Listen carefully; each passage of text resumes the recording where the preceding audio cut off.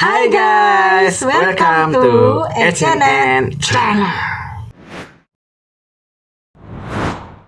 Nah, jadi kalau teman-teman yang lihat nih di episode sebelumnya ada foto anak kecil. Kalau lupa ini nih.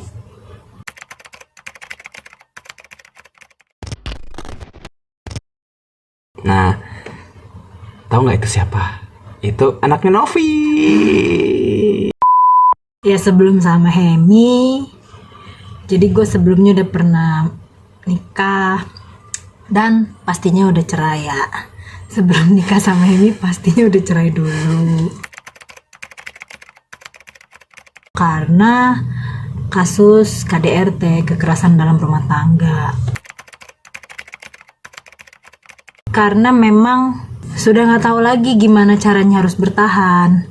Itu sudah mengancam nyawa dan itu juga sudah, kalau gue sih ngeliatnya udah menyakiti anak gue juga ya, meskipun fisiknya belum tersakiti tapi jiwanya udah kelihatan lah mulai mempengaruhi mentalnya dia. Mengalami kekerasan itu sejak pacaran. Jadi gue pacaran sama dia itu tahun 2011. Mulai dia kasar sama gue tuh tahun 2012. Sampai gue pisah. Jadi gue ngalamin yang namanya kekerasan selama kurang lebih hampir 8 tahunan lah. Jadi dulu itu jujur aja ya guys, gue memulai hubungan dengan orang ini tuh dari startnya aja udah salah. Terus karena pada saat itu gue ngerasa bersalah sama Tuhan, jadi gue ngerasa gue perlu bertanggung jawab nih. Jadi karena startnya udah salah, beberapa bulan kemudian dia mulai kasar tuh, mulai mukulin gue, mulai makin posesif, ngelarang, cemburuan, ya gitulah. Jadi karena gue ngerasa nih gue udah ngelakuin kesalahan, jadi gue pengen mengambil sikap, gue pengen bertanggung jawab nih sama Tuhan atas kesalahan yang udah gue perbuat. Jadi gue mikirnya ya sudahlah Tuhan, dengan orang ini saya mau sampai maut memisahkan, saya mau menikah dengan orang ini untuk mempertanggungjawabkan perbuatan saya. Terus nggak apa-apalah, sekalipun saya dipukul, saya anggap itu sebagai satu cara untuk saya menebus kesalahan saya gitu. Gua mikirnya gitu pada saat itu. Tuhan, nggak apa-apalah, ini pantas untuk saya dapetin. Saya dipukul ya karena saya emang udah buat salah gitu. Terus seiring berjalannya waktu, memang orang ini nggak berubah-berubah juga. Akhirnya 2016 ya saya memutuskan untuk tetap menikah dengan dia ya karena alasan itu. Kok saya sih? Karena ngomong sama Tuhan. Ya gue mutusin untuk tetap nikah sama dia ya karena alasan itu. Karena gue merasa gue bertanggung jawab sama kesalahan gue dan gue mau menanggung konsekuensi dari kesalahan gue. Even itu gue harus dipukulin pun ya nggak apa-apa. Anggap aja itu, ya siapa suruh lu buat salah, ya beginilah hidup yang harus lu jalanin. Dan gak pernah terpikir sama gua untuk melakukan hal itu dengan orang lain, cukup sama dia sampai maut memisahkan. Ya memang itu komitmen yang gue buat sama Tuhan pada saat itu. Tapi 2016 gue nikah dan gue mulai ada, dan pada akhirnya gue memutuskan untuk bercerai di 2020. Ya tentunya karena semakin hari gue semakin gak sanggup untuk menanggung yang namanya harus sakit sih, dipukulin sampai lebam-lebam. Anak gue ngelihat kejadian itu juga, ya makanya akhirnya gue nyerah sama Tuhan pada saat itu. Tuhan, ternyata saya nggak mampu untuk menebus kesalahan yang udah saya perbuat. Saya nyerah Tuhan, saya pengen tetap hidup karena saya masih punya jiwa yang harus saya pelihara, yaitu anak saya. Sebelumnya gue nggak pernah berpikir apapun untuk bercerai karena gue udah mengikat komitmen gue dengan Tuhan pada saat itu. Tapi di 2018 gue waktu itu nyokap gue tuh kena kanker. Terus dan waktu itu umur anak gue itu baru 7 bulan. Ternyata gue hamil anak kedua. Waktu itu mantan suami gue ngomong kalau dia belum siap untuk punya anak lagi karena yang pertama alasannya nyokap gue masih kena kanker. Nyokap gue lagi sakit dan tinggalnya beberapa bulan itu di rumah. Terus anak gue masih kecil, belum setahun. Terus jadi dia ini punya kenalan dengan dukun. Jadi menurut dukun ini katanya bisa menerawang gua gitu kan. Katanya Novi tuh jangan hamil dulu karena kalau dia hamil karirnya tuh lagi naik-naiknya. Jadi kalau dia hamil dia nggak bisa naik nih karirnya. Dan mantan gue ini ngomong ke gua kalau alasannya yang pertama karena nyokap gua masih sakit dan tinggal di rumah. Yang kedua karena anak gua masih kecil dan butuh perhatian gua. Yang ketiga karena guanya karirnya mau naik-naik nih, lagi mau naik-naiknya katanya begitu kan. Jadi dia tetap kekeh tuh pengen gue gugurin kandungan. Dan pada saat itu gue nggak terima untuk menggugurkan kandungan ini. Gue nggak mau. Gue minta sama Tuhan, gue doa minta tolong Tuhan. Tuhan tolong, Tuhan ubahkan hatinya dia, ubahkan cara dia berpikir supaya dia bisa menerima kehamilan gue. Itu 3 bulan.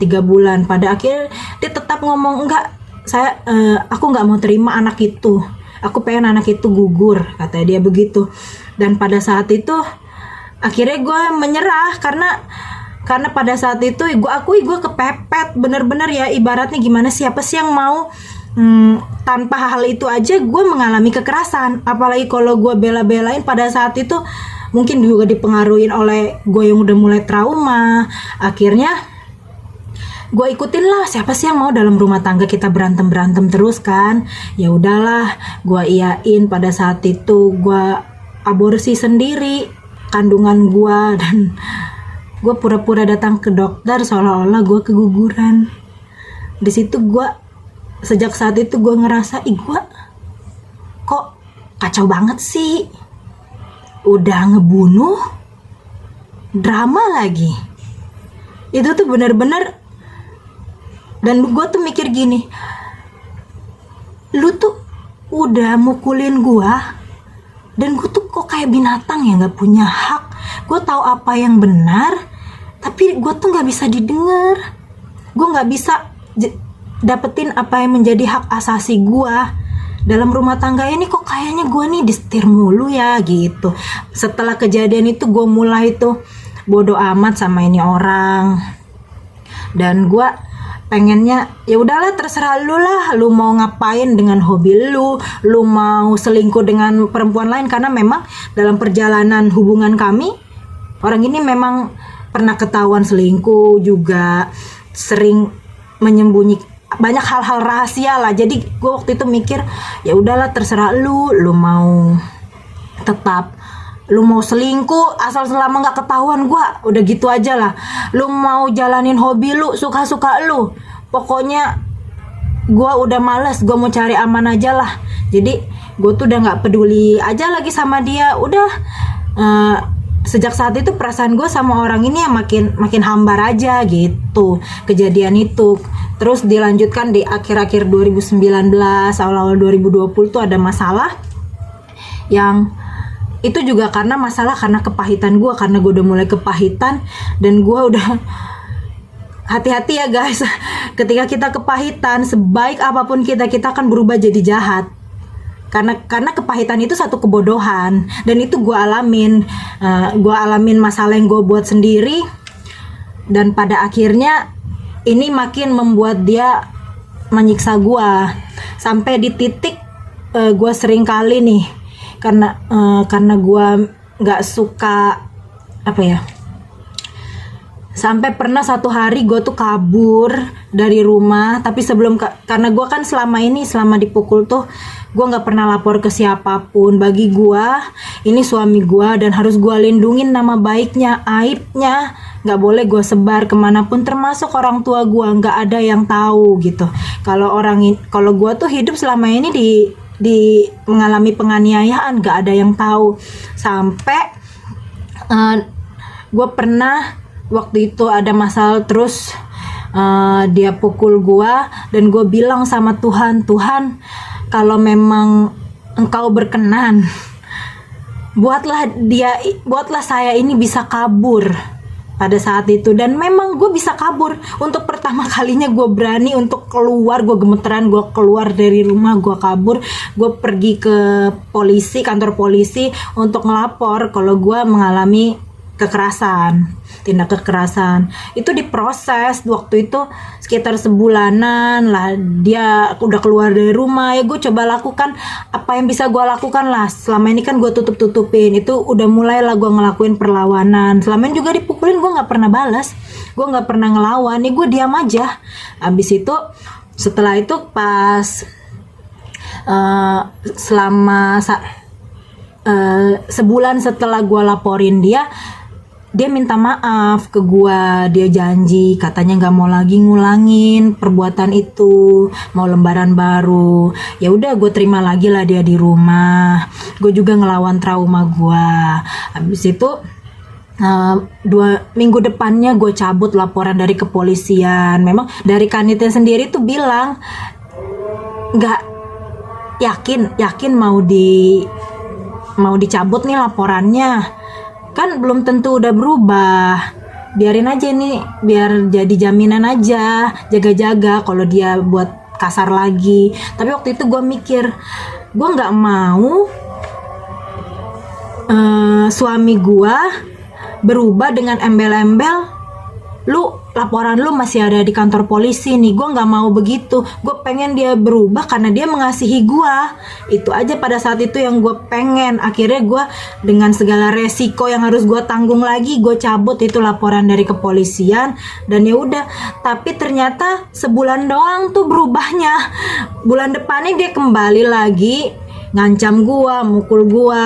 Terakhir pernah titik dimana gue benar-benar punya keberanian. Waktu itu kita pernah berantem di kamar, dan pada saat itu gue ngelihat waktu dia teriakin gue, di situ ada anak gue. Waktu itu umur 2 tahun, ada anak gue, dan waktu itu anak gue tuh mandang mata gue. Begitu gue lihat anak gue mandang mata gue, di situ gue ngerasa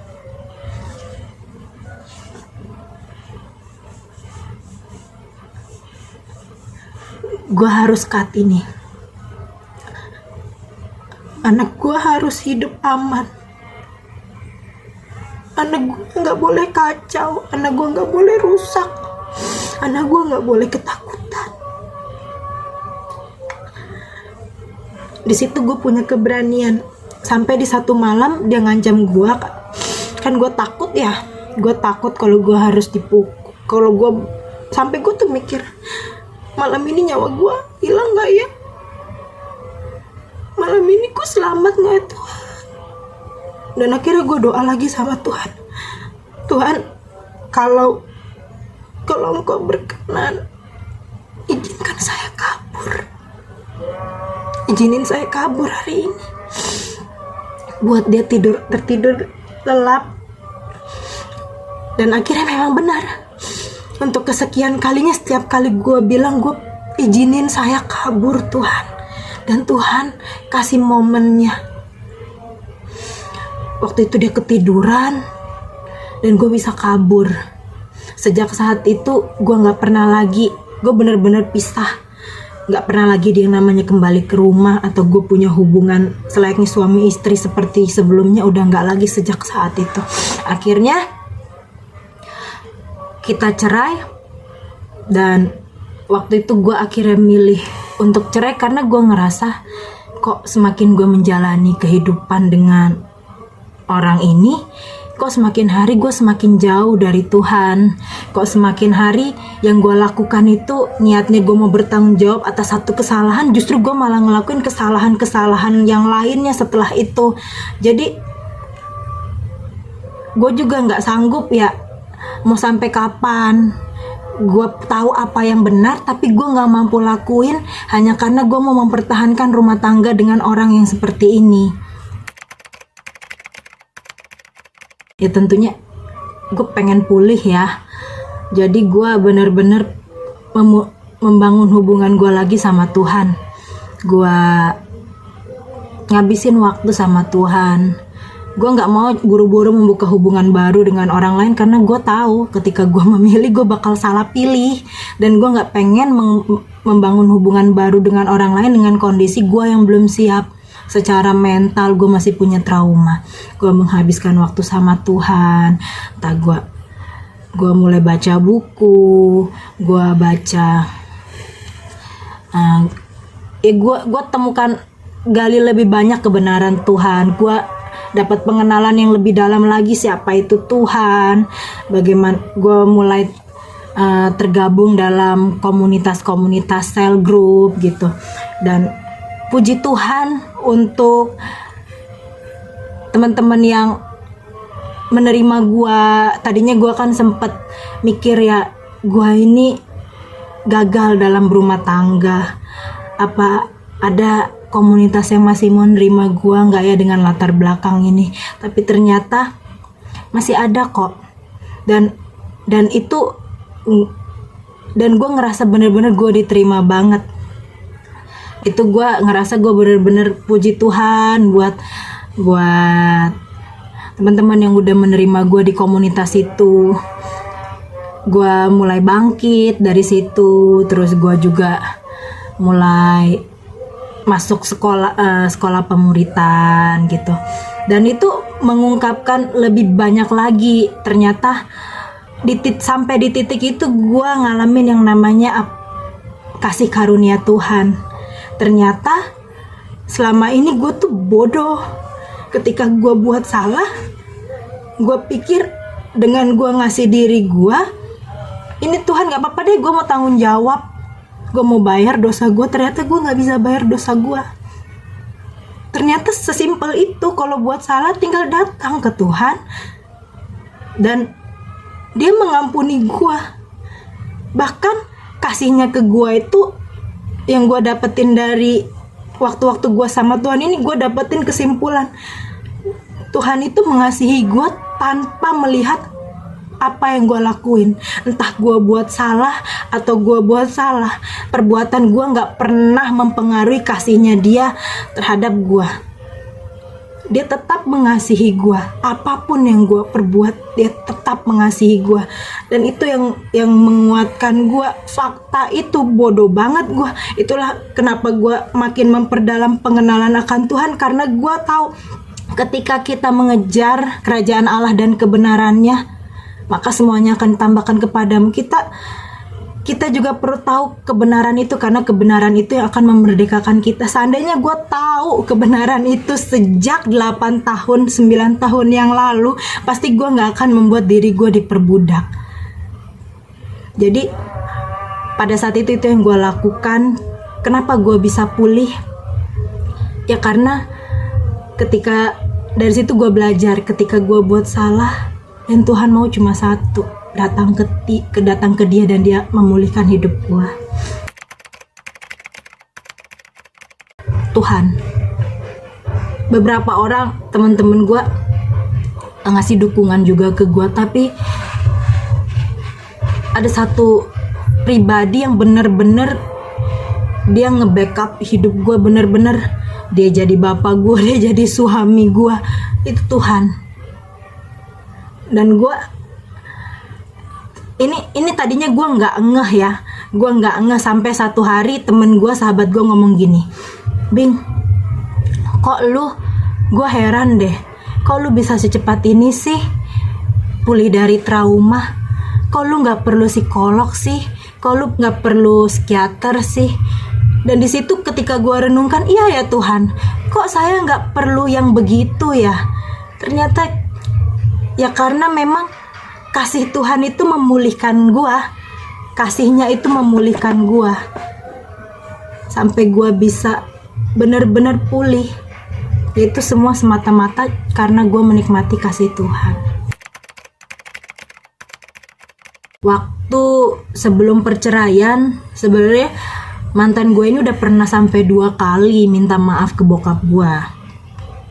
Karena gue ngomong ke bokap pada akhirnya kan, kalau gue dipukul. Yang pertama bokap berusaha memperdamaikan. Karena dan dia bilang, kalian masih muda, masih penuh dengan emosi, masih harus banyak belajar. Ayo diubah kebiasaan-kebiasaan yang buruk jadi lebih baik, jadikan ini pelajaran, ditutup apa yang sudah lalu, biarlah berlalu, bangunlah masa depan yang dengan jauh lebih baik, menjadi lebih baik. Waktu itu yang pertama. Yang kedua bokap udah bener-bener, begitu dia tahu kalau gue dipukul lagi, bokap tuh udah mantan gue nih ketemu lagi sama bokap, terus bokap gue udah ngomong, kan bokap gue polisi ya, kalau saya ngikutin emosi saya rasa pengen tembak kamu, tapi karena anak saya masih mau untuk melanjutkan hubungan sama kamu, ya sudah, saya hargai aja dia. Dan memang bokap gue ini bukan tipikal orang yang mendikte, jadi dia nggak pernah nyuruh gue berpisah, dan dia nggak pernah ngasih masukan ke gue. Pokoknya dia pengen ini karena ini hidup gue, jadi harus gue yang menentukan selanjutnya gue harus bagaimana gitu. Jadi waktu gue yang terakhir kali kabur itu dari rumah, 2 hari kemudian gue bikin tuh gugatan cerai, gue kirim ke pengadilan negeri. Dan sebelum gue ngirim itu gue nelpon bokap dulu, gue bilang, "Pak, Opi minta maaf ya, kalau pada akhirnya Opi harus cerai, maaf karena mempermalukan papa." Dan waktu itu bokap gua dengan penuh dukungan ngomong, "Gak apa-apa, ya udah cerai aja, daripada mati kamu dibuatnya." Untuk pertama kali, gue sebelumnya nggak pernah ngedenger bokap gue ngomong gitu. Gue tahu karena dia menghargai keputusan gue, tapi di titik itu mungkin dia juga sebagai orang tua punya rasa was-was karena kan dia berbeda daerah tempat tinggal dengan gue. Mungkin dia berpikir kalau anaknya kenapa-kenapa, siapa yang tahu. Jadi dia sih ngedukung perceraian itu karena memang ini udah terlalu mengancam nyawa gue. Untuk keluarga, untuk adik-adik gue juga ngedukung perceraian. Ini sampai sekarang untuk keluarga yang tahu permasalahan ini masih terus kok ngasih dukungannya ke gue supaya gue nggak lagi simpan sakit hati. Gue ya udah, kalau emang gue harus bercerai ya nggak apa-apa, jalani kehidupan yang baru jadi lebih baik. Itu sih dari tanggapan dari orang tua dan keluarga di sekitar gue. Nah, jadi gitu ya cerita Novi ya. Jadi ya ini warning ya, kita udah kasih warning. Warning. Ini mau ditonton orang. Nggak apa-apa, warning ya. Ya, jadi ini warning ya, warning. warning aja lah ejan Indonesia. Nanti dibully.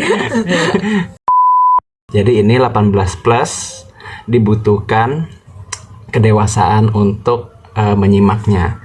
Emang dari kita sendiri ya tentu dong kita nggak membenarkan perceraian. Jadi ya kalau gue sendiri juga lihat awalnya ngelihat si Novi ini emang kasusnya udah gawat ya, jadi gue harap kita nggak bisa lihat dari satu sisinya ya, karena gue sendiri mungkin nggak bisa kalau jadi dia, dan dia bisa survive, dia bisa bertahan, dan tanpa bantuan psikolog, psikiater itu benar-benar kasih karunia Tuhan. Nggak mempermasalahkan entah bagaimana hubungannya dia, entah bagaimana dia udah punya anak, sebenarnya nggak masalah. Cuman pada saat itu kondisi gue kan masih belum stabil lah ya, di area ya katakanlah di area finansial segala macem. Jadinya kalau gue ngeliat kan, kalau gue punya hubungan sama dia, sama Novi nih, pasti harus langsung serius nih. Nah sedangkan gue masih dalam tahap yang ya gimana sih namanya, masih single, senang main-main, senang keluyuran, senang menikmati hidup sendiri. Kalau gue punya hubungan sama Novi dengan status itu, dengan statusnya sudah bercerai dan punya anak satu, gue pasti mikir harus serius dong. Gue nggak bisa hidup suka-suka lagi kayak gue waktu single. Nah tapi ketika gue renungin dan Tuhan makin taruh hati gue, jadi mau sampai kapan gue egois mau menikmati hidup sendiri, suka-suka sendiri. Di situ gue mulai, oke Tuhan, kalau emang Tuhan kasih Novi untuk masuk dalam babak kehidupan gue yang lebih lagi, akhirnya gue terima. Gue yakin gue siap maju, gue siap komitmen. Ya udah, akhirnya ya kita memulai hubungan. Nah konfirmasi Tuhan lagi dalam hubungan kita ini, itu benar-benar setiap apa yang kita mau Tuhan kasih. Setiap apa yang kita rencanain Tuhan bukain. Ya dari situ pun kita juga jadi yakin kalau hubungan ini dalam perkenanan Tuhan. Tapi ya nggak semuanya ya. Kalau ada teman-teman yang mengalami rumah tangga, ya perceraian itu bukan solusi pertama ya. Karena kan kalau yang gue lihat, Novi ini udah bertahan 8 tahun dan keadaan makin memburuk, nggak berubah. Dan Tuhan pun yang bukain jalan kok buat dia. Pasti pada saat itu, kalau emang Tuhan pengen Novi terus bersatu, ya Tuhan nggak kasih jalannya. Tuhan pasti ubahkan hatinya. Akhirnya hubungannya pulih. Dan gue percaya kalau Tuhan ngomong ke pasangan, dia pasti ngomong ke dua-duanya. Nah cuman masalahnya kita mau sepakat nggak sama Tuhan. Kalau istrinya sepakat, suaminya enggak, itu nggak bisa jadi juga.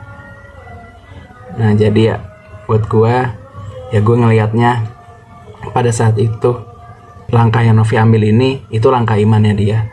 Bukan semata-mata, gue dipukulin, gue nggak suka lagi sama lu, gue cerai aja, enggak. Ya jadi yang dilakuin Novi itu langkah imannya dia ya, bukan semata-mata karena gue udah nggak cocok lagi nih, gue tersakiti nih, gue dipukulin nih, akhirnya cerai aja. Enggak gitu.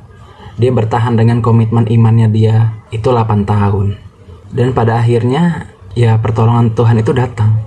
Karena mungkin mantan suaminya nggak sepakat ya untuk mengubah hatinya, untuk mengubah hubungannya jadi lebih baik, untuk pulih. Enggak, nyatanya seperti itu. Nah ketika gue udah mulai akhirnya masuk dalam hubungan sama Novi, ya pasti dong gue otomatis langsung jadi bapaknya Jeremy.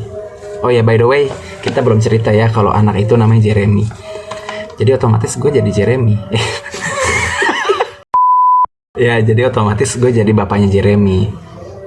Jadi gue yang single, yang nggak tahu apa-apa, tiba-tiba langsung sepaket nih, dapat pasangan dan dapat anak. Ya gue pun langsung belajar. Gue pun harus belajar dong untuk gimana jadi figur bapak yang baik, gimana jadi figur bapak yang sayang sama ibunya. Karena anak itu dia akan mencontoh orang tuanya. Dia akan mencontoh bagaimana ketika kita kesel, kita ngelihat bapak kita ngapain ibu kita ya. Bagaimana ketika kita marah, seorang anak itu akan ngelihat gimana orang tuanya.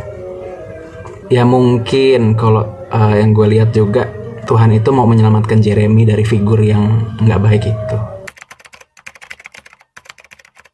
Ini lucu banget, ya ampun anaknya lucu banget ya.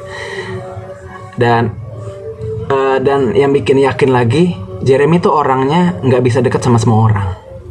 Tapi ketika tiba-tiba ngelihat gue, tiba-tiba dia mau gandeng tangan gue, dia mau dipeluk. Padahal sama semua orang enggak loh. Waktu itu kita kan jalan komsel. Waktu di komunitas itu dideketin, dia nggak mau, kayak jaga jarak gitulah. Cuman sama gue kok dia terima. Nah itu bagi gue itu itu suatu konfirmasi ya dari Tuhan. Jadi emang Tuhan kasih visi ke gue untuk jadi figur ayahnya Jeremy, figur bapaknya Jeremy. Ketika gue lihat, di hati gue kayak ada, gue sayang banget sama ini anak. Gue sayang gimana ya? Kayaknya ada suatu kerinduan di hati yang kayaknya emang gue kayaknya udah layak nih ya.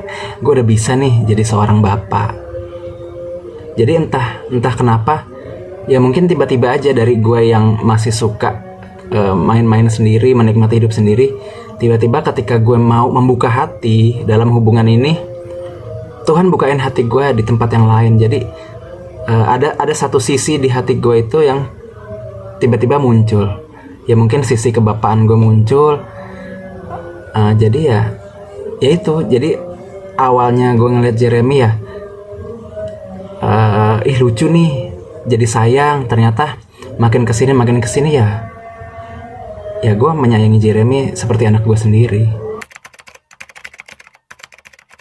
Ya jadi sekali lagi, kita nggak pernah membenarkan perceraian ya. Itu nggak akan pernah jadi pilihan pertama, dan nggak akan jadi sebuah pilihan ya, kecuali emang bener-bener kasusnya udah parah. Dan yang dialami Novi kan juga dia pun udah konsultasi juga ke orang tua, dan dia lebih memilih untuk menyimpan semuanya sendiri loh.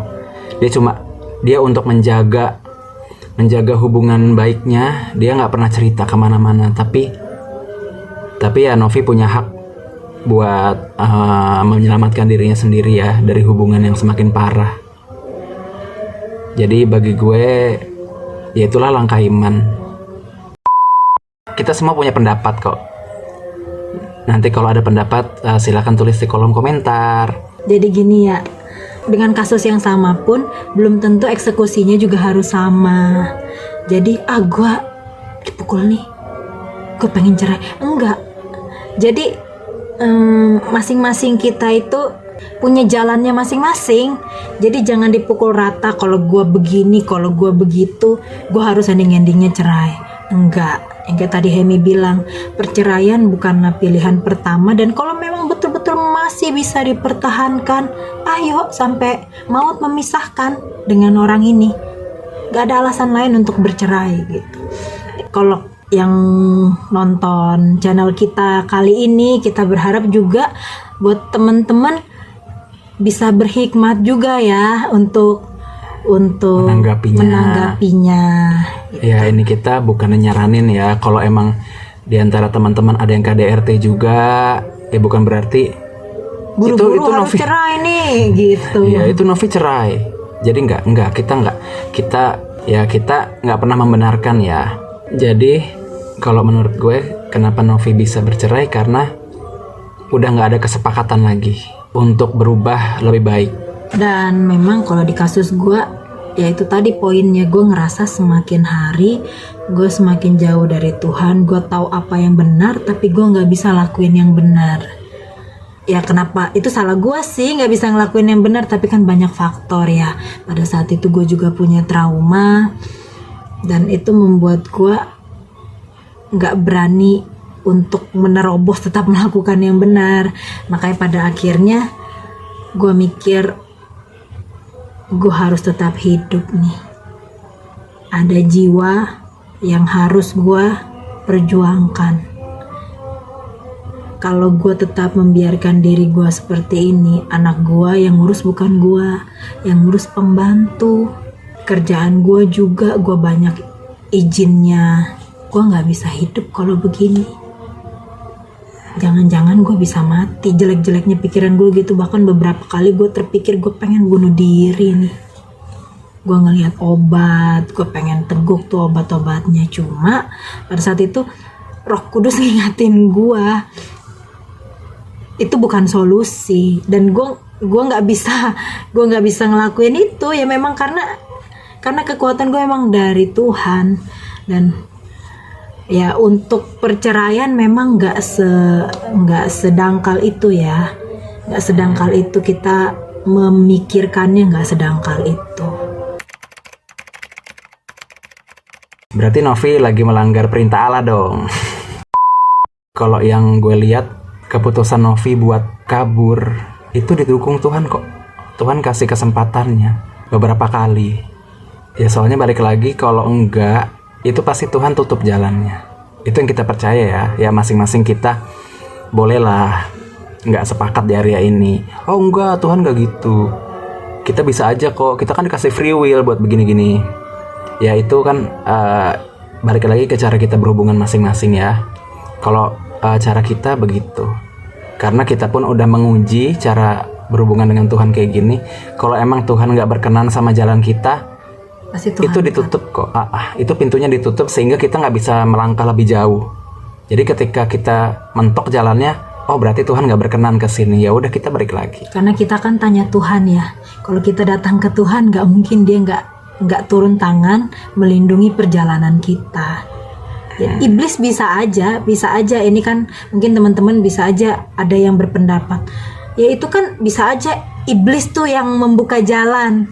Tapi masa Tuhan kita kurang berkuasa untuk mengkat pekerjaan iblis. Padahal anaknya sudah datang ke dia untuk minta tolong, masakan Tuhan kita tidak lebih kuat daripada iblis.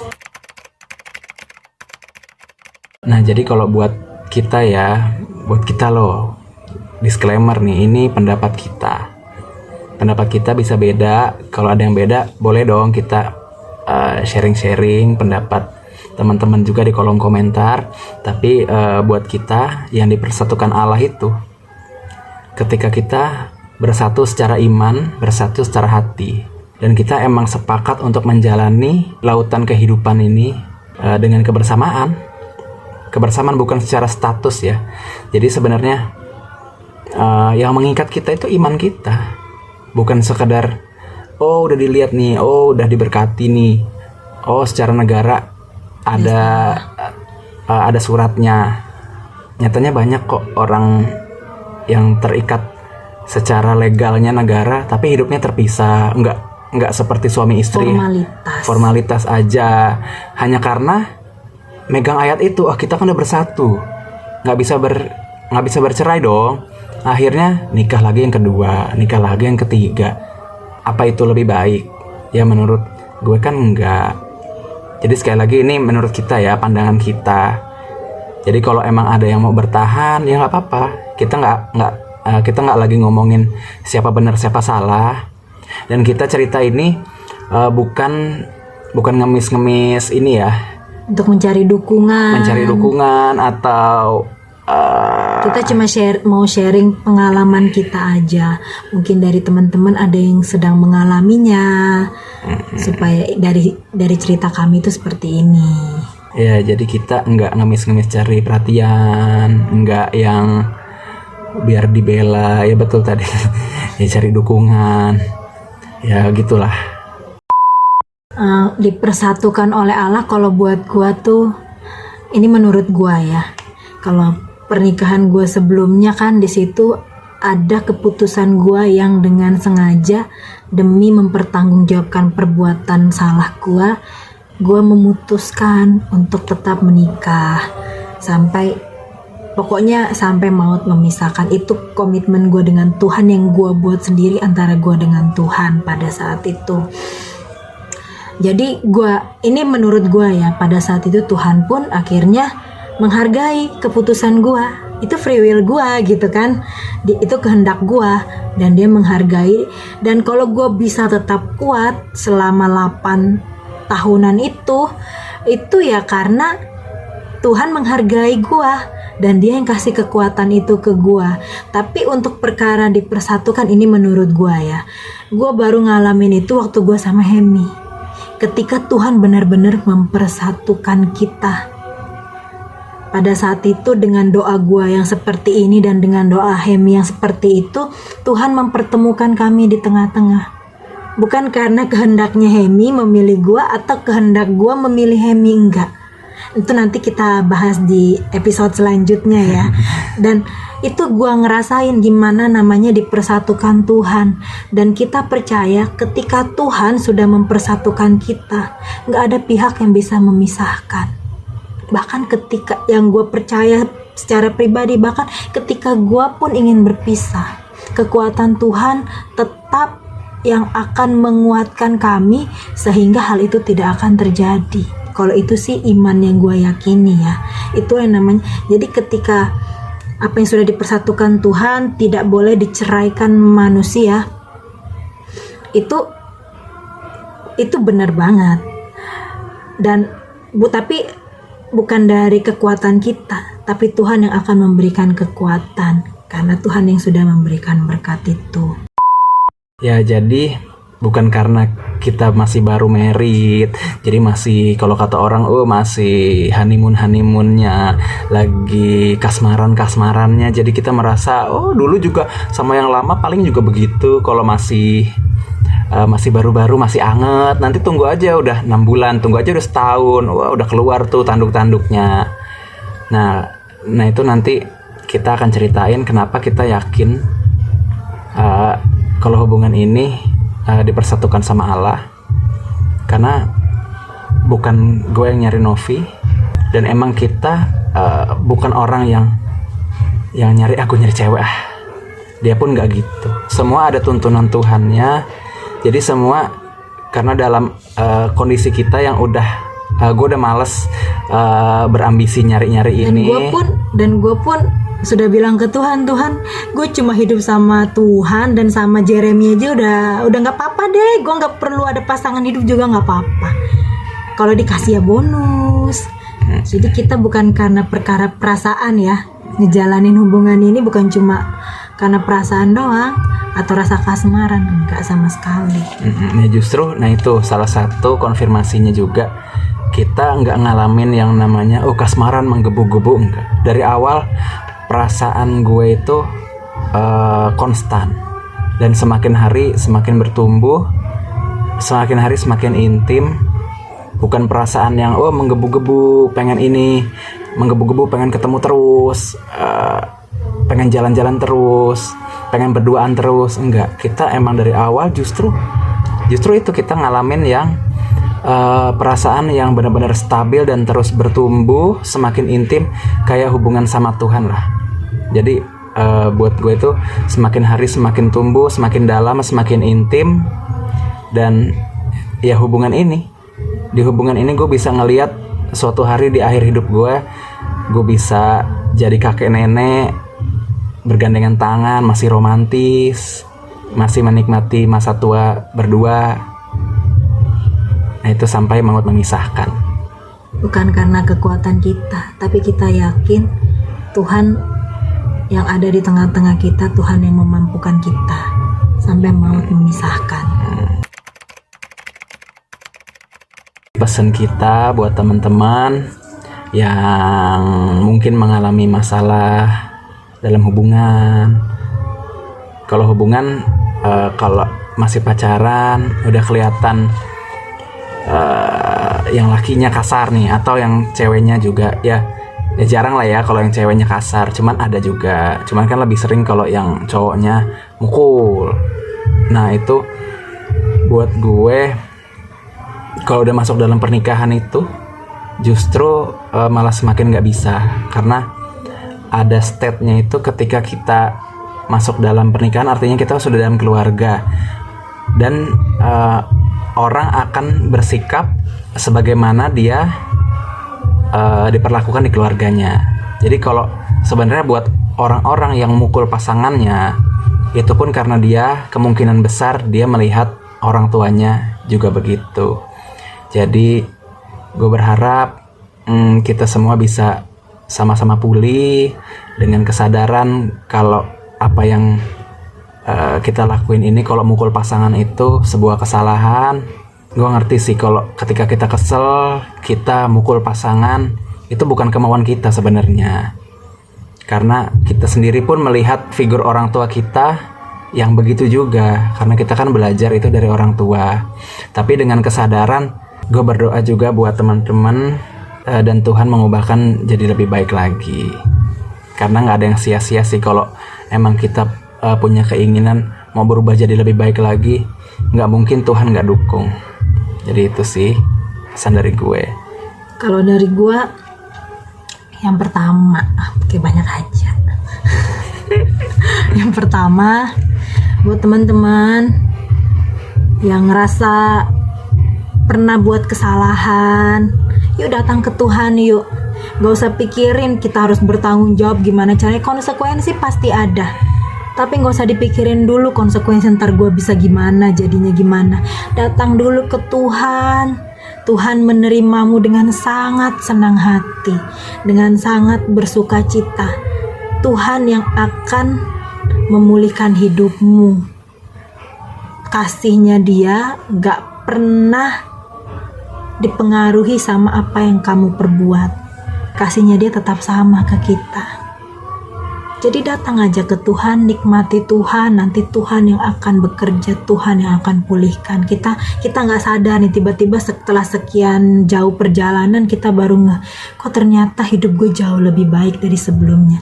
Karena cuma itu caranya kita bisa benar-benar pulih dan lepas dari kesalahan. Kayak yang gue alamin, dari situ gue belajar. Ketika gue berusaha sendiri dengan kekuatan gue, bertanggung jawab menebus kesalahan gue harus jatuh.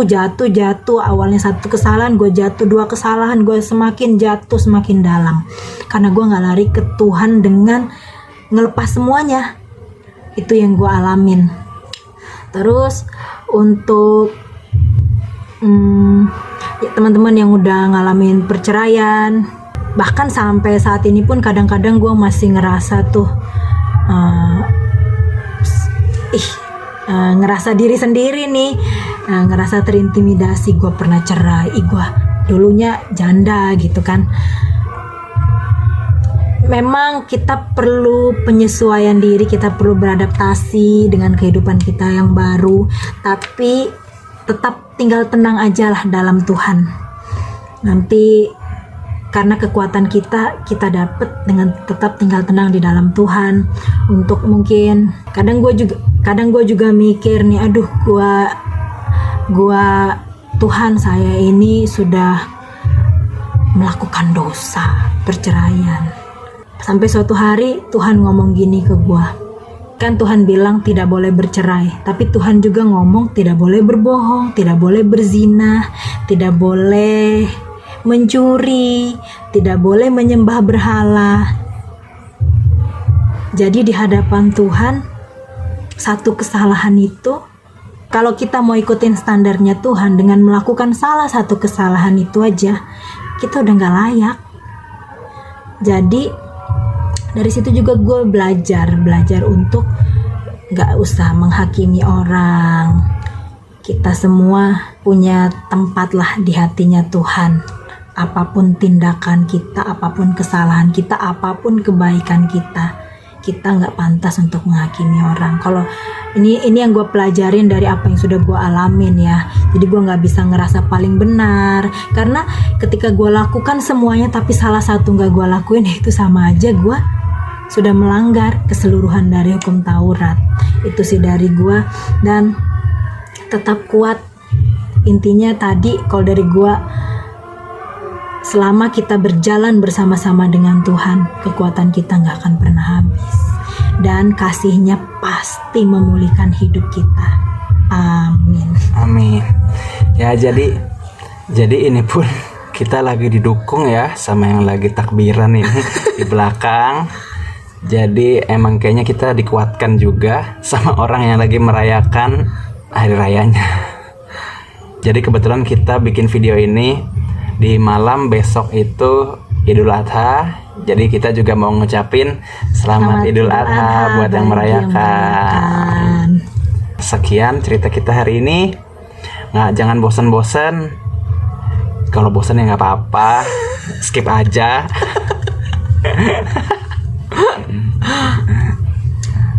Tapi ya jauh di lubuk hati kita yang terdalam, kita berharap cerita ini memberkati teman-teman semuanya. Bye-bye. See you.